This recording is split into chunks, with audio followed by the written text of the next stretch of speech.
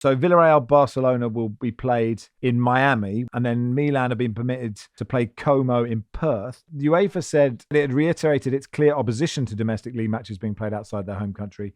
However, given that the relevant FIFA regulatory framework currently under review is not clear and detailed enough, the UEFA Executive Committee has reluctantly taken the decision to approve on an exceptional basis the two requests referred to it. I thought it was very, very striking the way it was expressed. That idea of yes but no. Well, first of all, if you're really opposed to it, you can say no. It's about the fear that actually they're not on very good legal support to be able to say no, because then they'll find a legal challenge. So they would rather effectively be working behind the scenes to get some of those legal framework in place and maybe even have a challenge on the law and allow this to happen and be ready to stop it next time. I do think there's a slightly different air about the way Italy responds to these things, where it's not positive in lots of cases, but it's almost like this air of resignation about this sort of stuff happening. And I think it was voiced actually even by Max Allegri, who's the Milan manager. He's not being a good company guy and saying, I'm so happy to go to Perth and do this. He's going, yeah, it's a bit shit, but that's just how things are. And I think that's a very Italian view on this stuff. The other thing that should be noted, I think, here is that there is a